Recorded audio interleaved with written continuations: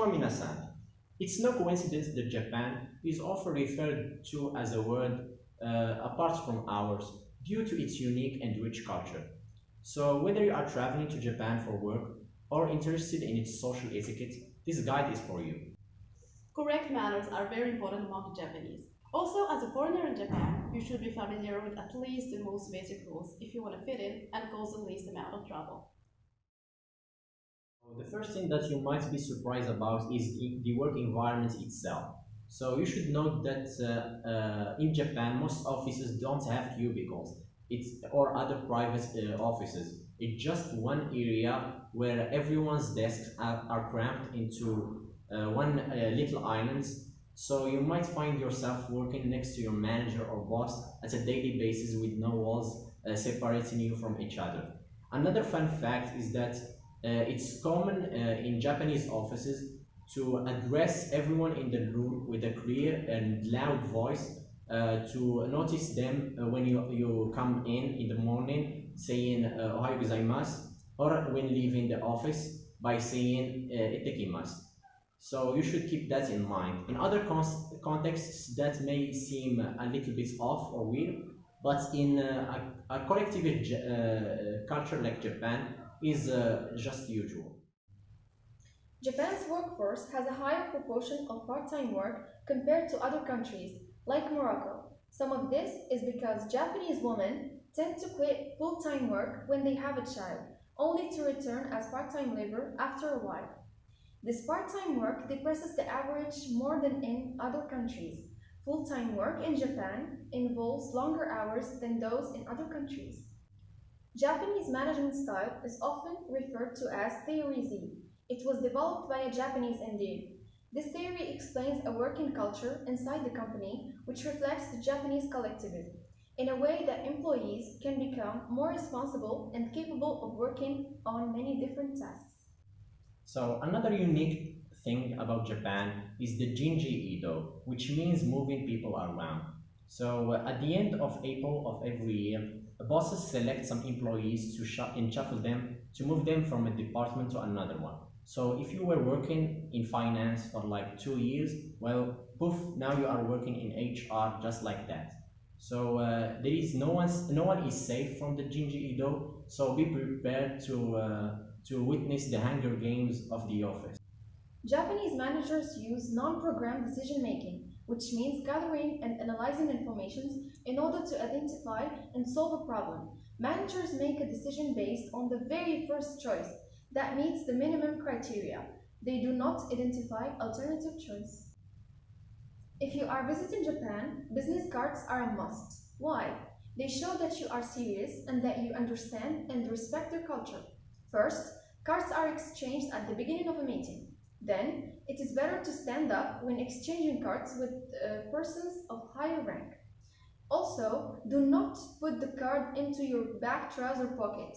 You may just carefully place the card in a shirt pocket or in a wallet or a notebook.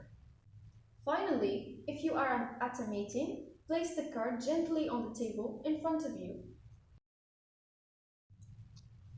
Many of these rules are the result of collectivism in Asian culture. Japanese people put others before themselves.